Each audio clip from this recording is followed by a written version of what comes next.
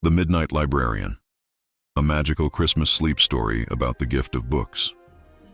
The brass key turned in the lock with a soft click that echoed through the empty entrance hall of the Millbrook Public Library.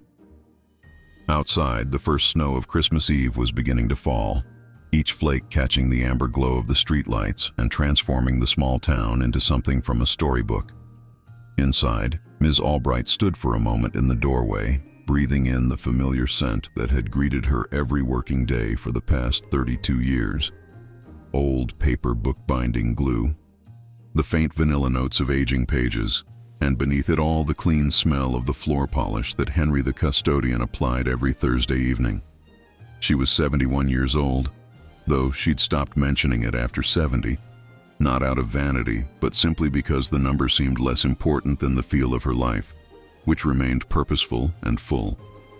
Her silver hair, always pinned back in a simple bun, had started the day neat, but now showed signs of the gentle chaos that came from a busy Christmas Eve, the last shopping day before the holiday, when people rushed in looking for gift ideas, recipe books, or simply a warm place to spend an hour. The library felt different at night. During the day, it hummed with quiet energy, the rustle of turned pages, the soft footfalls on carpet, the occasional cough or whispered question at the reference desk. But now, in the stillness after closing, it seemed to exhale. The building itself was over 100 years old, a Carnegie library built in 1923, with high ceilings, tall windows, and dark wood shelves that stretched up toward ornate plaster moldings. Ms. Albright walked through the main reading room, her sensible shoes making almost no sound on the worn carpet. She moved with practiced efficiency, checking each reading table for forgotten items. A bookmark here, reading glasses there. Once, memorably, a half-eaten sandwich that had given them all a fright when it began to smell. Tonight she found only a child's mitten, red with white snowflakes, which she placed in the lost and found box behind the circulation desk. The desk itself was her domain, a solid oak structure that had witnessed decades of transactions, questions, and the quiet exchange of stories between librarian and patron. Ms. Albright had worked at this desk for so long that she knew its every drawer, every secret compartment where previous librarians had stashed notes and bookmarks. She knew which drawer stuck in humid weather and which needed a firm tug even on the driest days. She knew the arrangement of the rubber stamps, date due, returned on hold, as intimately as a pianist knows their keys. But tonight, after she'd completed her usual closing duties, after she'd straightened the chairs and turned off all but the green-shaded desk lamp that cast a warm pool of light over her work surface, Ms. Albright reached into the bottom drawer on the left and pulled out a leather-bound notebook that looked as old as the library itself. This was her most private record, one she kept separate from the official circulation system. This was where she tracked something that no computer database could capture: the true reading life of her patrons. For 32 years, Ms. Albright had been more than a librarian. She had been a quiet observer, a keeper of secrets, a student of human nature expressed through choice of reading material. She knew that Mr. Gable, the high school history teacher, checked out weighty biographies and political histories.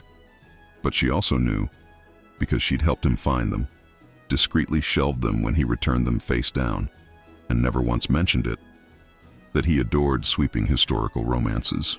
The more bodices, the better.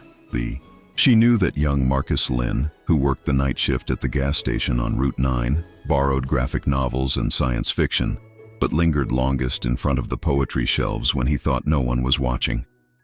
She knew that Mrs. Chen, who had lost her husband last spring, no longer checked out the cookbooks for two. She used to borrow religiously, but instead took home memoirs about loss, then comfort reads, then nothing at all for the past 2 months. She knew that Eleanor Hartwell, 93 and fierce as ever, secretly loved mysteries, but claimed loudly that she only read important literature, because that's what her late husband had always said she should prefer. This knowledge wasn't gathered through any invasion of privacy, but simply through decades of paying attention, of caring about the people who walked through her doors. And every Christmas Eve for the past 12 years, since the winter after her own husband had died, and she'd found herself alone in a house that suddenly felt too large and too quiet, Ms. Albright had performed a ritual that no one knew about. She selected a book for a handful of patrons, always people she sensed might be alone or struggling during the holiday, always anonymously, and left it on their doorstep, wrapped in simple brown paper with no note, no explanation, just a perfect story arriving at the perfect time. The tradition had started almost by accident. That first year of widowhood, she'd found herself here in the library on Christmas Eve, not wanting to go home to the silence, and she'd noticed old Mrs. Patterson's name in the system. The woman hadn't checked out a book in 2 months, which was unusual for someone who'd been a weekly visitor for years. On impulse, Ms. Albright had wrapped up a beautiful edition of The Secret Garden, remembered Mrs. Patterson's address from years of writing late notices, back before everything went digital, and left it on her porch on the walk home. She'd never told anyone, never took credit. But 2 weeks later, Mrs. Patterson had come into the library with bright eyes and asked if they had anything else by Frances Hodgson Burnett, mentioning that someone had given her the most wonderful gift. And wasn't it funny how a book could make you feel less alone? That was all Ms. Albright needed to hear. Now, 12 years later, she opened her notebook and studied the names she'd been considering. This year, she'd selected 4 people, 4 souls who she thought might need the particular magic that the right book at the right time could provide. She already knew exactly which books to choose. The selection process had happened gradually over the past few weeks, through small observations and gentle intuitions. Now came the meditative work of gathering them, wrapping them, and making her annual pilgrimage through the snowy streets of Millbrook. Ms. Albright stood and made her way through the darkened stacks, her fingers trailing along the spines of books, with the tender familiarity of someone greeting old friends. The library felt alive at night in a different way, not with the energy of readers, but with the quiet presence of all these stories waiting, patient and ready, for the right person to need them. She knew exactly where to find each book. The first was for Mr. Gable, Harold Gable, 47 years old, divorced for 5 years, living alone in the apartment above the hardware store. She'd noticed him looking particularly tired lately, the kind of weariness that comes not from physical exhaustion but from a life that feels smaller than it should be. She pulled out a hardcover copy of The Thornbirds by Colleen McCullough, a book she knew he'd never dare to check out himself, but would be completely unable to put down once he started. She could already imagine his face, first surprise, then that guilty pleasure of surrendering to a story he wasn't supposed to enjoy, and finally, she hoped, the simple happiness of being swept away. She smiled to herself as she held the book.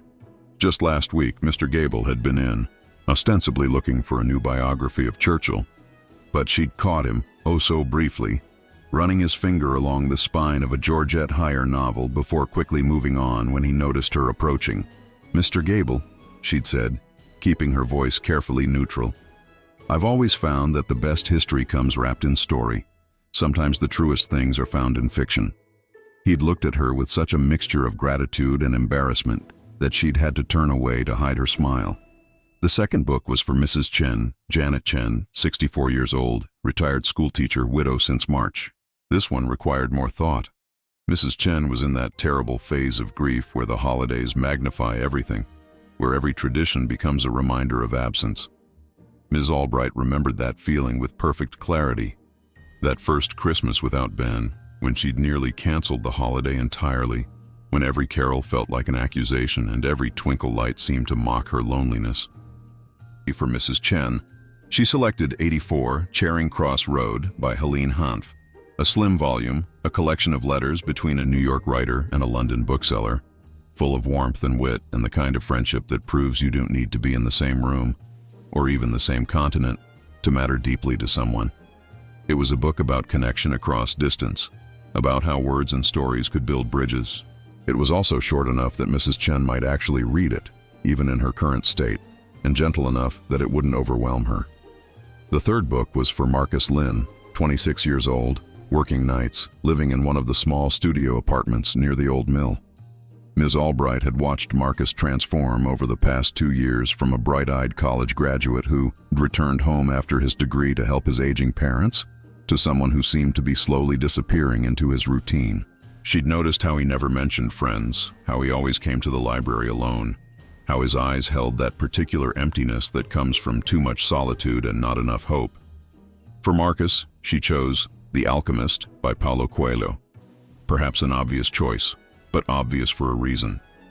It was a book about journey and purpose, about the idea that the treasure you seek might be closer than you think, but you still have to make the journey to find it. More than that, it was a book that might remind him that 26 was not too late, that life was not yet decided, that he could still choose adventure. The fourth and final book was for Eleanor Hartwell, her oldest and most stubborn patron. Eleanor, who claimed to have no patience for frivolous mysteries, while secretly devouring them faster than Ms. Albright could stock them. Eleanor, who lived alone in the big Victorian house on Maple Street, and who, Ms. Albright suspected, sometimes went days without speaking to another soul. For Eleanor, she selected The Thursday Murder Club by Richard Osman, a mystery, yes, but more importantly, a story about friendship, about community, about older people who refused to be invisible or irrelevant. It had humor and heart, and would, she hoped, remind Eleanor that life at 93 was still full of possibility. With all 4 books gathered, Ms. Albright returned to her desk and pulled out her supplies from the bottom drawer. She had brown craft paper, the kind that felt substantial and honest in your hands. None of that slippery modern wrapping paper that seemed designed to tear at the first touch. She had simple twine, natural and unbleached. She had scissors that she kept sharp and well-oiled. And she had stamps. Oh, she had such a collection of stamps accumulated over decades, each one a small piece of art. Tonight, she would use her favorites: a cardinal for Mr. Gable, a teacup for Mrs. Chen, a compass rose for Marcus, and a key for Eleanor. The wrapping was a meditation. Ms. Albright took her time with each book, measuring the paper carefully, creasing the folds with the edge of her thumb, securing everything with precise knots that would hold but be easy enough to untie. She wasn't trying to create anything fancy. No bows or ribbons or elaborate decorations. These packages were meant to look simple, almost plain, the kind of wrapping that drew attention to what was inside rather than to the packaging itself. As she worked, the snow continued to fall outside the tall windows, and the library settled deeper into its nighttime silence. The radiator ticked and hummed in the corner. The old building creaked as it contracted in the cold. These were the sounds of home to Ms. Albright, more familiar than the house she returned to each night. She hummed softly as she worked, an old carol her mother used to sing, and let her mind wander through memories and hopes in equal measure. When all 4 packages were ready, sitting in a neat row on her desk, she stood back and regarded them with satisfaction. They looked perfect, humble but carefully done, the kind of gift that spoke of thought and attention. She picked up each one in turn and wrote the recipient's name on the brown paper in her careful handwriting, using a fountain pen with black ink that wouldn't smudge. No return address, no indication of the sender, just the name written clear and bold. Harold Gable, Janet Chen, Marcus Lynn, Eleanor Hartwell. Ms. Albright tucked the 4 packages into her canvas library bag, the sturdy one she'd been using for years, with Millbrook Public Library stenciled on the side in fading blue letters. She put on her heavy winter coat, the practical wool one that had seen her through a dozen winters, wrapped her scarf twice around her neck, and pulled on her gloves. From the coat closet near her office, she retrieved her boots, sensible, waterproof, with good treads for winter walking. As she prepared to leave, she took one last look around the library. The Christmas tree by the children's section was lit up with its simple white lights, casting gentle shadows on the picture book displays. The building would be closed tomorrow and the day after, Christmas and the day after Christmas, giving everyone 2 days of rest. But it would reopen on the 27th and people would return, and the rhythm of lending and returning, of questions and answers, of stories going out into the world and coming back again, would resume. But tonight was for a different kind of circulation. Tonight was for taking stories directly to the people who needed them, for making connections that had nothing to do with due dates or library cards or official transactions. Tonight was for the magic that happened when the right book found the right person at exactly the right moment. Ms. Albright switched off the desk lamp, locked the inner door, and stepped out into the snowy evening. The cold air hit her face like a blessing, clean and sharp and alive. The streetlights created cones of golden light filled with swirling snowflakes. The storefronts along Main Street were mostly dark now, but their holiday decorations glowed in windows. A mechanical Santa here, a menorah there, strings of colored lights everywhere. It was a scene that would look exactly the same in 100 other small towns across the country, and that sameness made it precious rather than ordinary. Her first stop would be the apartment above the hardware store, where Mr. Gable would likely be sitting in his armchair, pretending he didn't mind spending Christmas Eve alone, possibly with a History Channel documentary playing in the background. Ms. Albright began walking, her breath forming small clouds in the frigid air, her boots crunching in the fresh snow, a quiet smile on her face. She felt a bit like a secret agent on a mission, which made her chuckle softly to herself. Here she was, 71 years old, a librarian for heaven's sake, creeping through town on Christmas Eve to leave anonymous gifts like some kind of literary Santa Claus. If anyone saw her, they'd probably just wave and think nothing of it.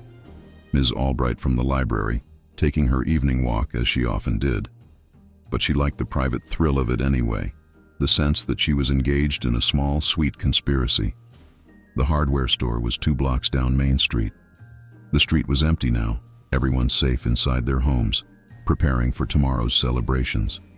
Only the snow moved, and Ms. Albright, and somewhere in the distance, the lonely sound of a train whistle. As she walked, she thought about Mr. Gable and hoped he wouldn't be too proud to accept the gift, even anonymously. Some people found it hard to receive, especially men of his generation who'd been taught that accepting help was a kind of weakness. But a book wasn't help, was it? A book was just possibility, a doorway, an invitation. The apartment entrance was around the side of the building, up a narrow staircase that she'd climbed countless times in her mind, but never in person. Tonight, however, she had perfect intelligence. She'd heard Mr. Gable mention to another patron that he lived in apartment 2 right above the shop. She climbed the stairs carefully, testing each one for ice before trusting her weight to it. At the top, there were 2 doors, clearly labeled. Number 2 was on the left. Ms. Albright looked at the door for a long moment. A small wreath hung on it, slightly crooked, the kind you buy at the grocery store because you feel like you should have something but can't quite work up the enthusiasm for proper decoration. Behind that door, she imagined Mr. Gable in his usual cardigan, the one with leather patches on the elbows, maybe reading or maybe just staring at the television without really seeing it, the way lonely people often did. She knelt down, her knees protesting slightly, a reminder that 71 wasn't 21, and placed the package carefully against the door. She arranged it just so, with the name facing up, where he couldn't miss it when he came out in the morning. Or tonight, if he happened to take out the trash or check if anything had been left for him. She ran one gloved finger over his name, a gentle benediction, and then stood up, much more carefully than she'd knelt down. "Merry Christmas, Mr. Gable," she whispered to the closed door. "I hope you fall in love with the Cleary family and the Australian outback. I hope you give yourself permission to feel everything, and I hope you know that someone sees you, even when you think you're invisible."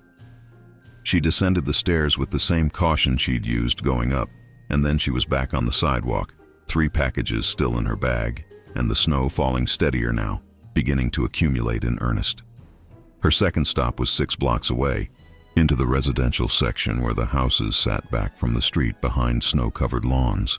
Mrs. Chen's house was a small ranch with white siding and black shutters, the kind of modest home that working people saved for all their lives. As Ms. Albright walked, she thought about loneliness and how it came in so many different forms.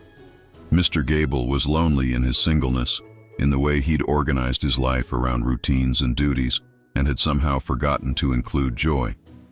But Mrs. Chen's loneliness was different. It was the loneliness of absence, of a space that used to be filled and was now achingly empty. Ms. Albright knew that loneliness well. She knew how it could hollow you out if you let it, how the silence of a house that used to hold 2 people could become almost unbearable. When Ben had died, a heart attack, sudden and cruel, taking him in the garden on a Tuesday morning while he was deadheading the roses, Ms. Albright had thought she might die too. Not from grief itself, but from the sheer weight of all that silence. The house had felt like a mausoleum. Every object was a memory. Every room echoed with absence. It was the library that had saved her the daily ritual of coming to work, of helping other people find what they needed, of being surrounded by stories that reminded her that life, even in its saddest chapters, was still worth reading to the end. Mrs. Chen's house was dark, except for a single light in what Ms. Albright guessed was the living room. The front porch was neatly swept. Mrs. Chen was nothing if not tidy, and a small potted evergreen sat next to the door, decorated with a single strand of white lights that blinked in a slow, melancholy rhythm. Ms. Albright climbed the 3 steps to the porch, her boots leaving prints in the thin layer of snow that had already accumulated. She placed Mrs. Chen's package carefully on the welcome mat, directly in front of the door where it couldn't be missed. This one, she thought, was the most important of the night. Mr. Gable would be delighted by his book.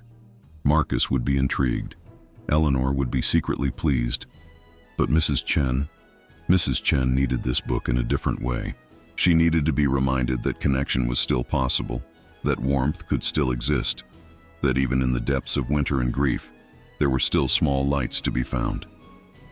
"Merry Christmas, Janet," Ms. Albright said softly, using the first name that she only ever spoke here, in private.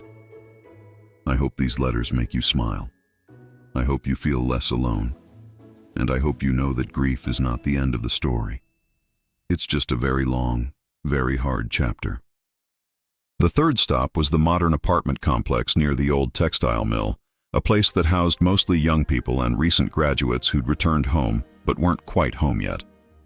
Marcus Lynn lived in Building C, Apartment 12, on the first floor. Ms. Albright knew this because she'd once helped him request an interlibrary loan and had needed his full address for the forms. She'd filed it away in her mind, along with 1,000 other small details about the people who made up her community.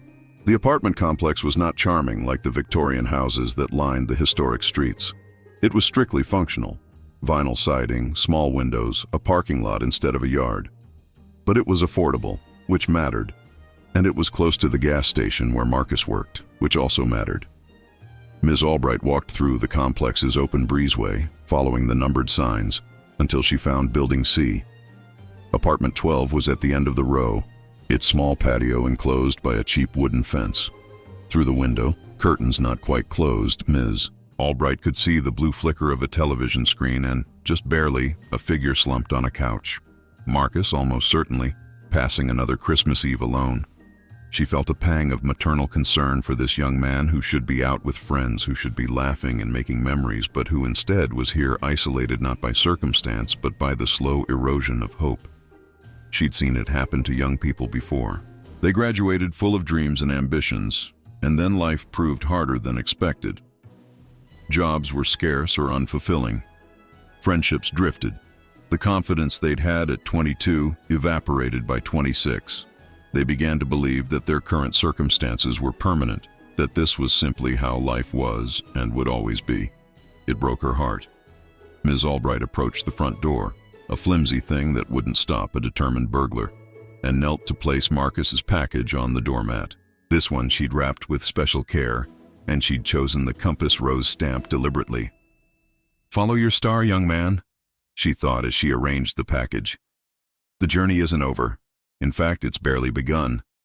You're still at the starting point, even though it feels like you've already failed. But failure is never final at 26, or at 71 for that matter. There's always time for one more beginning." She stood up and was about to turn away when the door suddenly opened. Ms. Albright froze. Marcus Lynn stood in the doorway, barefoot despite the cold, wearing sweatpants and a t-shirt for a band she'd never heard of. He looked at her, then down at the package at his feet, then back up at her. For a long moment, neither of them spoke. "Ms. Albright," he said finally, his voice a mixture of surprise and confusion. "From the library?" "Hello, Marcus," she said, abandoning all pretense. There was no point in lying, not with him standing right there looking at her. "I was just delivering something." He picked up the package and turned it over in his hands, reading his name. "This is for me? From you?" "From someone who thinks you might enjoy that particular book," she said carefully. Consider it an early Christmas present." "But why?" He looked genuinely bewildered, as if the concept of someone doing something nice for him without expecting anything in return was completely foreign. Ms. Albright smiled at him, the same warm, grandmotherly smile she'd given thousands of patrons over the years. "Because stories matter, Marcus. Because the right book at the right time can change everything. And because I thought you might be ready for a journey." He looked down at the package again, and when he looked back up, there were tears in his eyes. You didn't have to." "I know I didn't have to," she said gently. "That's why it's a gift. Merry Christmas, Marcus.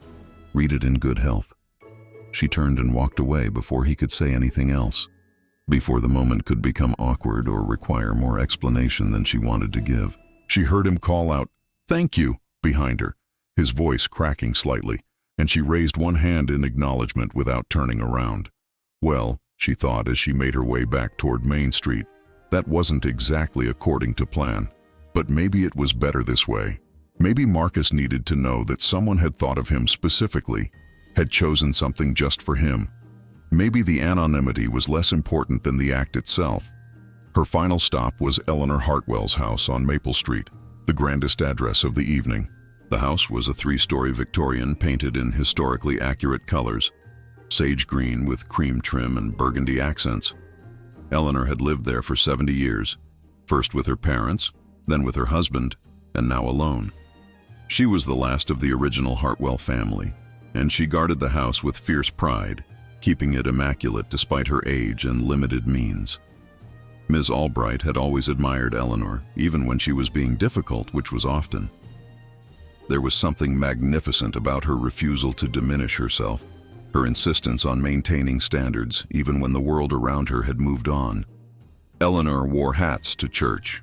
Eleanor wrote thank you notes by hand. Eleanor refused to use the self-checkout machine at the grocery store because it was undignified.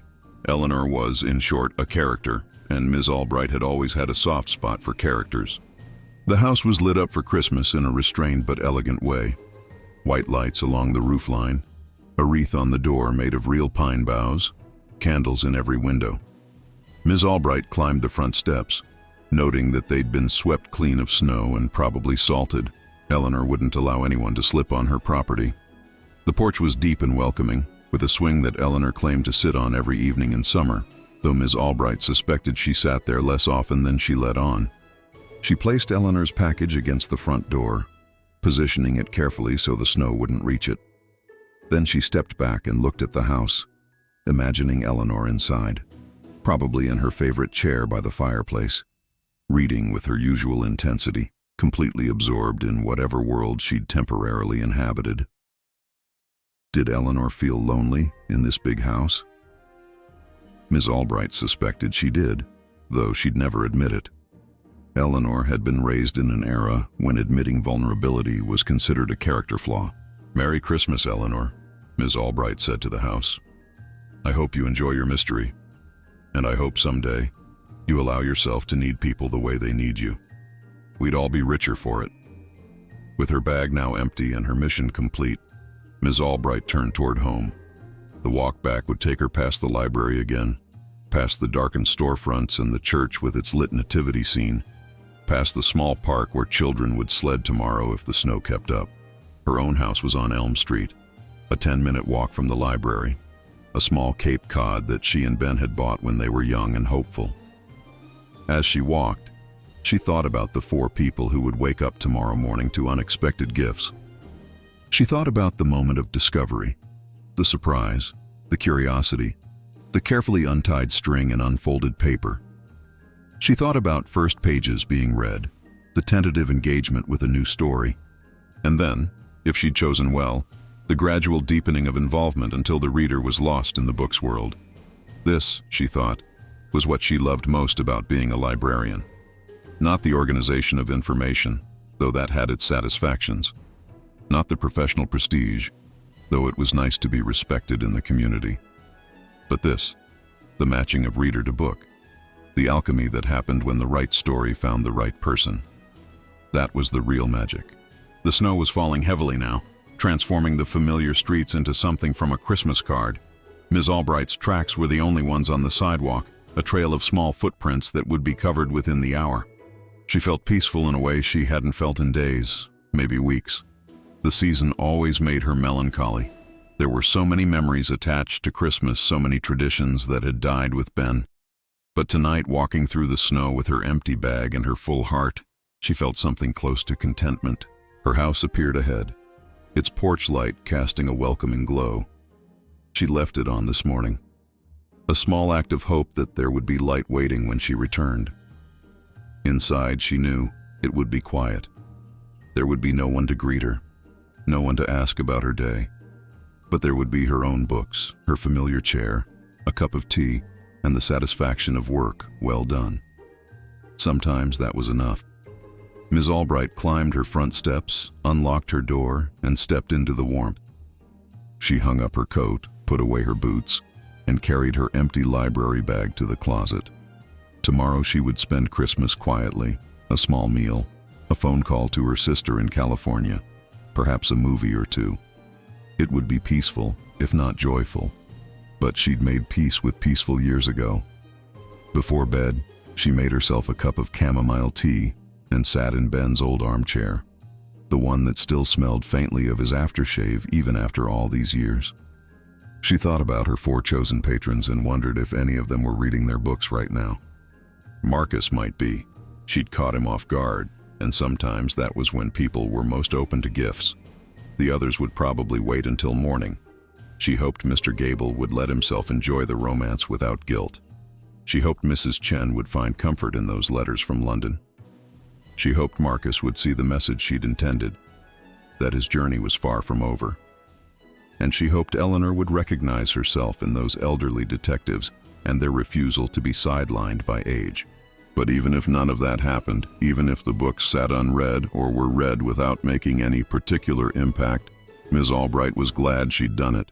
The act itself mattered, the thought, the care, the reaching out across the distance that separated person from person. In a world that often felt fragmented and cold, these small gestures of connection were important. They said, "I see you, I thought of you, you matter." Ms. Albright finished her tea, washed the cup, and prepared for bed. As she turned out the lights throughout the small house, she paused at the window in her bedroom and looked out at the snow still falling at the street, now blanketed in white, at the Christmas lights glowing in windows up and down the block. Somewhere out there, 4 wrapped packages waited to be discovered. Somewhere out there, 4 people would wake tomorrow to the gift of a story chosen specifically for them. It was a small magic, but it was hers. And tonight, that felt like enough. Christmas morning arrived clear and bright, the storm having passed in the night, leaving Millbrook transformed. The snow had settled several inches deep, smoothing out all the rough edges, making everything look clean and possible. In 4 different locations across town, 4 people opened their doors to find unexpected packages. Mr. Gable discovered his gift when he came out to get the newspaper, which he still subscribed to despite everyone telling him it was old-fashioned. He nearly stepped on the brown paper package and would have if he hadn't noticed his name written in elegant script across the top. He picked it up, looked around the empty hallway as if expecting to see someone hiding in the corners, and then brought it inside. He made himself coffee before he opened it, trying to convince himself it didn't matter what was inside, that it was probably just a mistake. But his name was right there, clear as day. Someone had meant this for him. He untied the twine carefully, not wanting to damage the wrapping, and folded back the brown paper. "The Thorn Birds," he read aloud. He'd heard of it, of course. One of those big sweeping novels from the 70s. A romance, he thought, though the cover art of the hardback edition showed nothing but a bird and a thorn branch. He opened to the first page and began to read, intending to give it just a few minutes before starting his day. 3 hours later, he was still in his armchair, the coffee forgotten and cold beside him, completely lost in the story of Meggie Cleary and Father Ralph. He couldn't remember the last time a book had grabbed him like this. He couldn't remember the last time he'd let himself care about characters without self-consciousness or irony. When he finally looked up, his eyes were damp with tears. He hadn't realized he was crying, and he thought, "Someone knows me. Someone really knows me." He had no idea who had left the book, but he found himself filled with gratitude so profound it ached. Mrs. Chen found her package when she shuffled to the door in her bathrobe to collect the newspaper from the porch. She'd been dreading today, the first Christmas without Thomas, and had planned to spend it pretending it was just another day. But here was this unexpected parcel, her name written in handwriting that looked vaguely familiar but which she couldn't quite place. She brought it inside and opened it at her kitchen table, the same table where she and Thomas had eaten breakfast every morning for 41 years. The sight of her name on something wrapped with such obvious care made her throat tighten. When she saw the title, 84 Charing Cross Road, she almost smiled. She'd heard of this book, had always meant to read it, but somehow never had. She made herself tea and settled into Thomas's chair, something she rarely let herself do, and began to read. The letters between Helene and Frank drew her in immediately with their wit and warmth. Here were two people, separated by an ocean, who had created a friendship through words alone, through shared love of books and the gradual revelation of their daily lives. She read slowly, savoring each letter, and found herself laughing at Helene's irreverent humor, feeling touched by Frank's shy kindness. When she finished the slim volume 3 hours later, she sat for a long time with the book in her lap, staring out at the snow-covered garden that Thomas had tended so carefully. The book hadn't erased her grief. Nothing could do that. But it had reminded her of something important, that connection was still possible, that she could still feel warmth toward another person's story, that the world was still full of small kindnesses and unexpected friendships, that she didn't have to carry her loneliness like a life sentence. She got up, for the first time in weeks, feeling something like appetite, and made herself a proper breakfast. As she ate, she thought about the library, about Ms. Albright, who always seemed to know exactly what book to recommend. Could it have been her? The handwriting was formal and old-fashioned, the kind of careful script that teachers used to insist upon. Mrs. Chen made a mental note to visit the library after it reopened, not to ask directly. Some gifts were meant to remain anonymous, but simply to be in that space again, to be around books and the quiet companionship they offered. Marcus had stayed up half the night reading The Alchemist.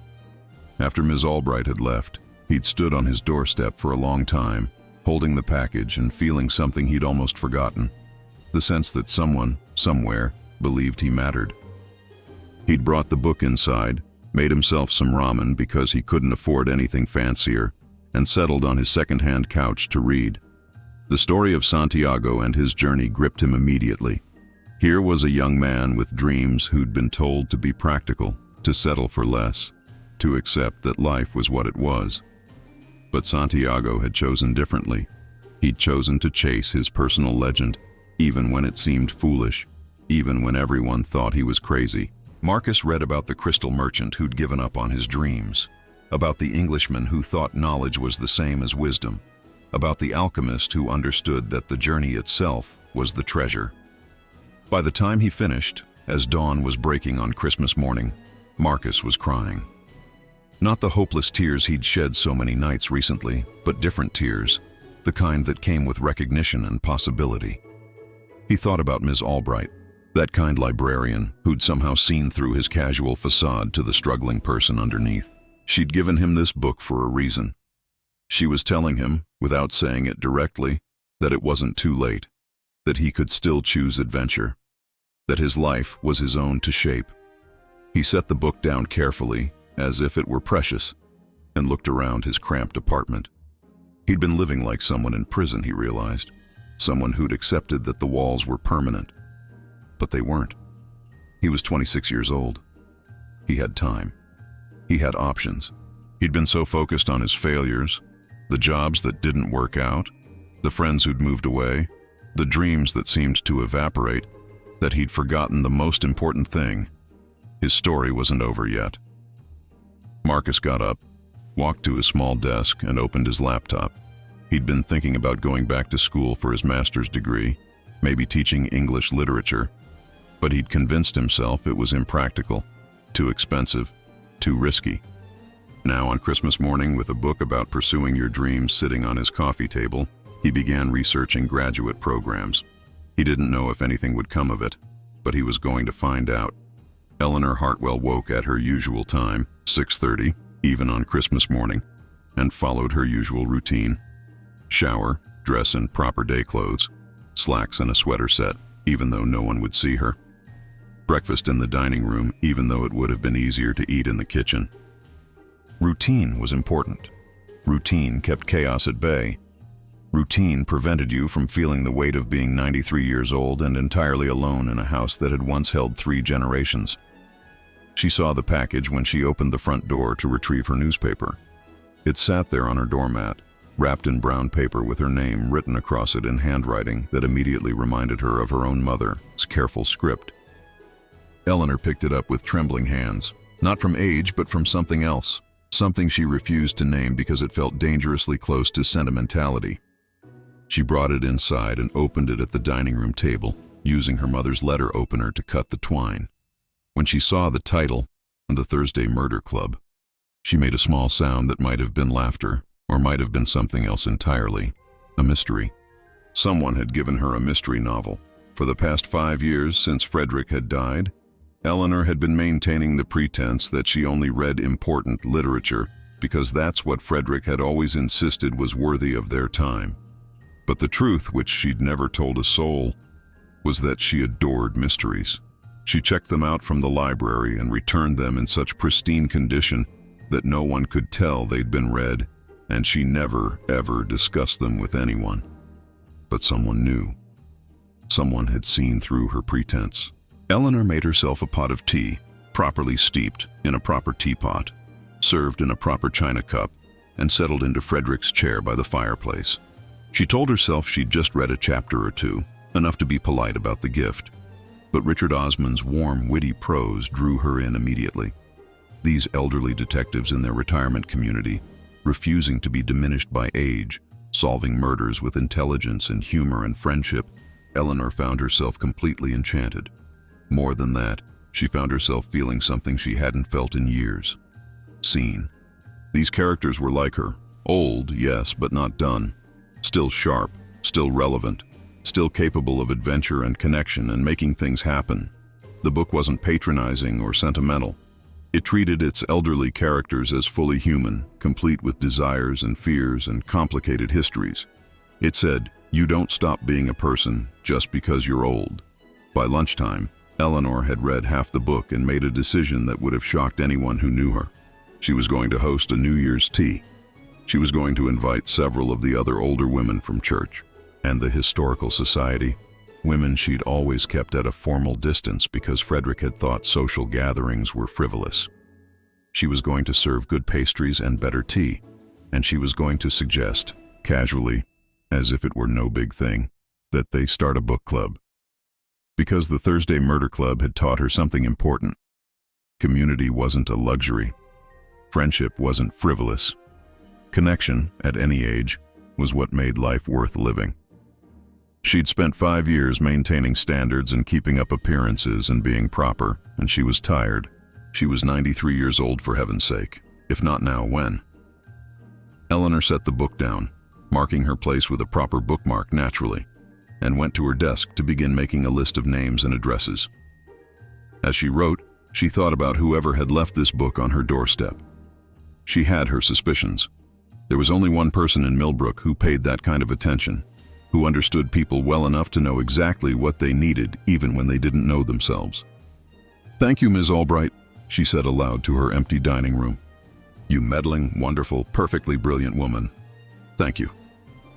On the 27th of December, when the library reopened after the holiday, Ms. Albright arrived at her usual time to find a small miracle unfolding. Mr. Gable came in at 9:15. She could set her watch by him, but instead of his usual reserved nod and immediate retreat to the history section, he approached her desk with something like shyness. "Ms. Albright," he said, his voice hesitant, I wondered if you might recommend something else. Something similar to..." He paused, clearly struggling, then pushed ahead. "Similar to The Thornbirds, which I read over Christmas, which I enjoyed very much."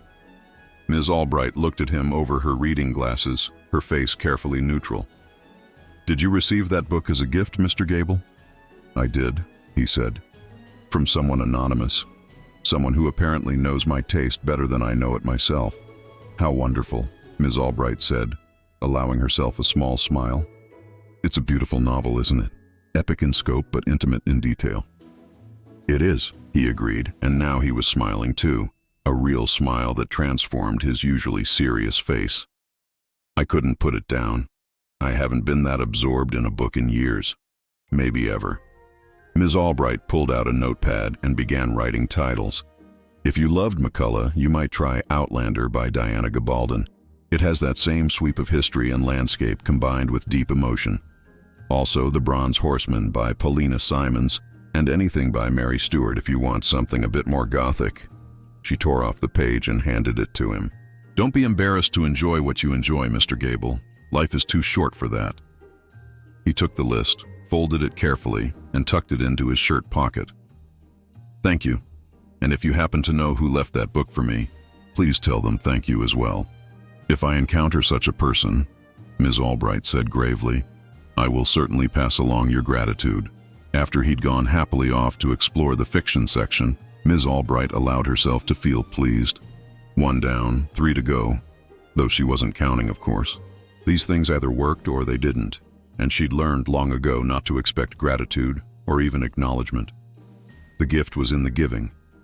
But then, just before lunch, Mrs. Chen came in. She approached the desk with more energy than Ms. Albright had seen from her in months, her eyes brighter, her posture straighter. Ms. Albright, I read the most wonderful book over Christmas, she said without preamble. Letters between a writer and a bookseller. I laughed and cried and felt, well, I felt less alone, and I thought, I know you didn't ask for this, but I thought I might volunteer here. Reading to children, maybe, or helping with book clubs. I used to teach elementary school, you know, and I've been so isolated since Thomas died. But that book reminded me that connection is still possible, that I shouldn't give up on people just because I lost the most important person. Ms. Albright came around the desk and did something she rarely did. She took Mrs. Chen's hands in her own. Janet, she said softly, we would be honored to have you volunteer. The children's reading hour on Saturday mornings could use another reader, and I've been wanting to start an afternoon book club for people who might appreciate having somewhere to go and people to talk to. Mrs. Chen's eyes filled with tears. Someone left that book on my doorstep. 84, Charing Cross Road. Wrapped in brown paper with my name on it. I don't know who did it, but I think they might have saved my life, or at least reminded me I still have a life to save. Books have a way of finding us when we need them most, Ms. Albright said, squeezing her hands gently before releasing them. I'm so glad that one found you. The afternoon brought another surprise. Marcus Lynn came in during his break from the gas station, still wearing his work uniform with his name embroidered on the chest. He found Ms. Albright reshelving books in the fiction section. Ms. Albright, he said, and she turned to see him holding a familiar brown paper package, now unwrapped but carefully preserved. I wanted to return this.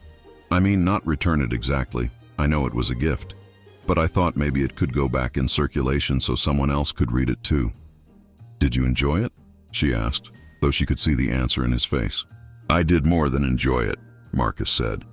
It kind of changed my life, or at least it changed how I see my life. He pulled out his phone and showed her something on the screen, an acceptance email from a graduate program in education. I applied to 5 schools. This is the first response, and it's a yes. Full financial aid. I start in the fall. Ms. Albright felt her eyes sting with tears. Marcus, that's wonderful. Truly wonderful. I wouldn't have done it without that book, he said. Without someone, you, believing I was worth the gesture. Do you know how powerful that is? To have someone think about you, choose something specifically for you, care enough to deliver it personally. That's huge. You were always worth it, Ms. Albright said firmly. You just needed reminding. He stepped forward and hugged her, awkwardly but sincerely, and Ms. Albright hugged him back, thinking about all the young people who just needed someone to believe in them, someone to say, you matter, your dreams matter, your life is not yet decided. When he left, she held The Alchemist in her hands for a long moment before reshelving it. She ran her fingers over the cover, thinking about Santiago and his journey, about how the treasure he'd been seeking was right where he'd started, but he'd had to make the journey to understand its value. Maybe that was true for all of them. Mr. Gable, Mrs. Chen, Marcus, Eleanor. Maybe they'd all had the answers inside themselves, but sometimes you needed a story to help you find them. The next day, Eleanor Hartwell swept into the library like a force of nature. She was wearing a hat, of course she was, and carrying a leather-bound notebook that looked expensive and important. "Ms. Albright," she announced in her imperious way, "I am hosting a tea on New Year's Day, and I am inviting you to attend. It will be at 2 o'clock sharp, and I expect you to be punctual." "That's very kind of you, Eleanor," Ms. Albright said, deliberately using her first name the way she never did in public. "May I ask what the occasion is?" Eleanor's expression softened, just slightly. "I've decided to start a book club, a proper one, for mature women who appreciate good literature and good conversation.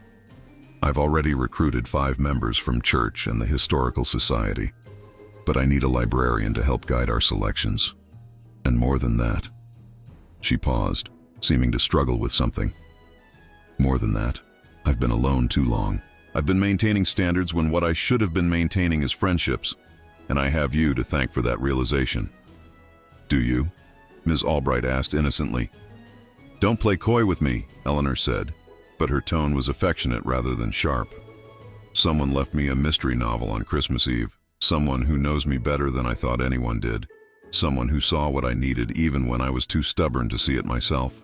She leaned forward slightly. "I know it was you, Lillian. I've known you for 30 years. I recognize your handwriting, and more than that, I recognize your particular brand of meddling." Ms. Albright, Lillian, smiled.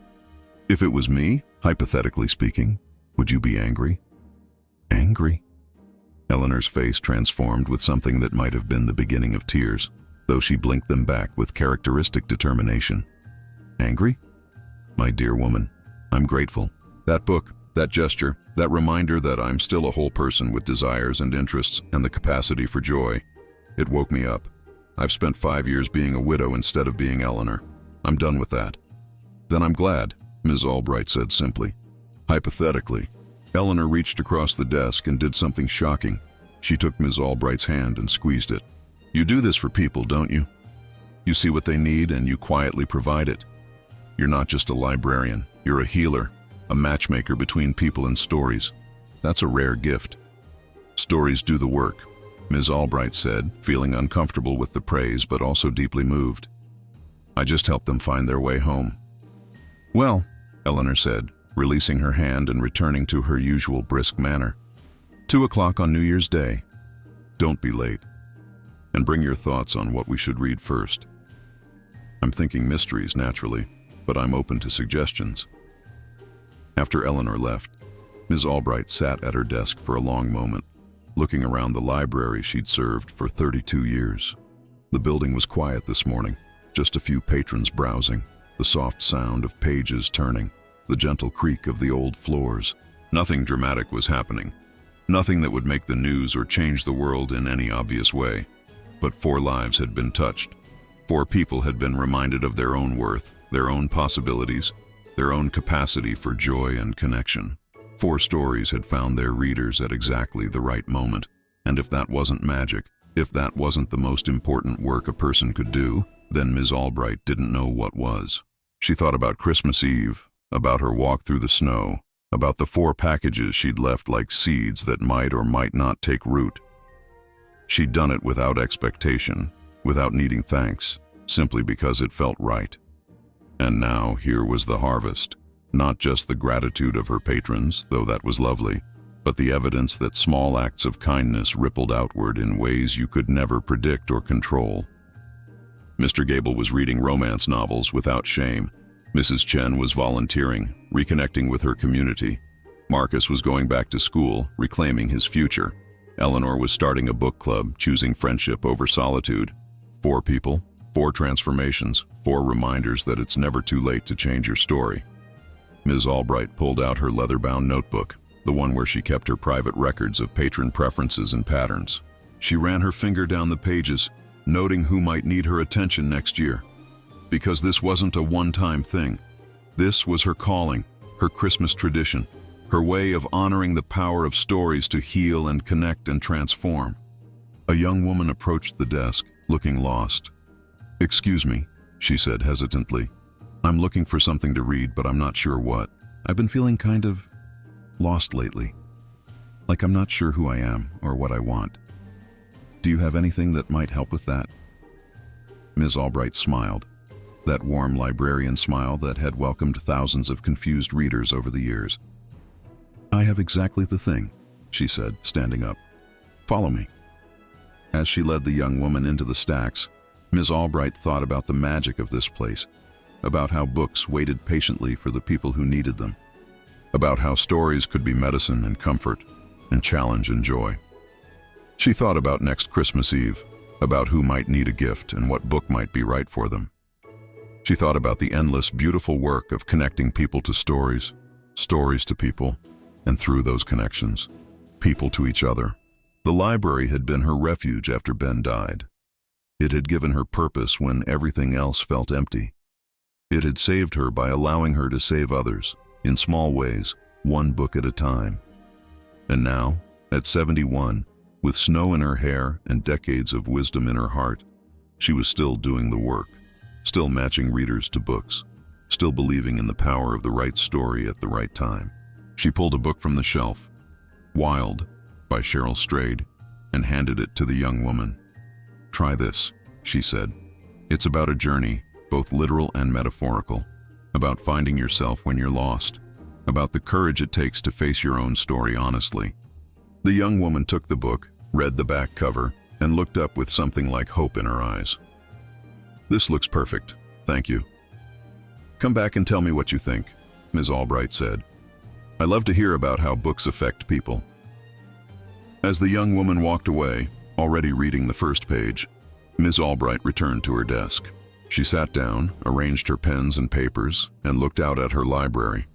This beautiful, quiet, magical place where stories waited and people searched. And sometimes, if you paid attention, if you really cared, you could help them find each other. Outside, the winter sun was shining on the snow, making everything sparkle. Inside, the radiator hummed its familiar song, and Ms. Albright, the midnight librarian, the keeper of stories, the matcher of books to souls, smiled to herself and opened a new page in her notebook. There was always someone who needed a story. There was always a story that needed a reader. And there was always, always the quiet magic that happened when the two found each other, especially when someone cared enough to help them along. That was the gift she'd been given, the ability to see what people needed and the position to provide it. And every Christmas Eve, she would continue her tradition, wrapping books in brown paper, walking through snow, leaving gifts of story and hope and connection on doorsteps throughout Millbrook. Because in the end, that was what libraries were for. Not just storing books, but healing hearts. Not just lending stories, but building community. Not just providing information, but offering transformation. One reader at a time, one book at a time, one quiet act of kindness at a time. Ms. Albright picked up her pen and began to write, recording new observations, new patterns, already thinking ahead to next year. The work was never done, the magic never ended, and somewhere in Millbrook, someone needed a story. She would find them. She would know what they needed. And when Christmas Eve came again, she would walk through the snow with her canvas bag full of carefully chosen books, wrapped in brown paper and tied with twine, each one a gift, each one a possibility, each one a reminder that someone saw them, someone cared, someone believed their story mattered. That was the gift. That was the magic. That was the quiet, powerful work of the Midnight Librarian. If this story resonated with you, if it reminded you of the power of books to heal and connect, if it made you think of someone in your life who might need a story, please consider showing your support with a like and subscribe to Deep Sleep Stories Hub for more quiet nights and restful journeys. May your own story always find the readers it needs, and may you always find the stories that help you become who you're meant to be. Sweet dreams, dear listener. Sweet dreams.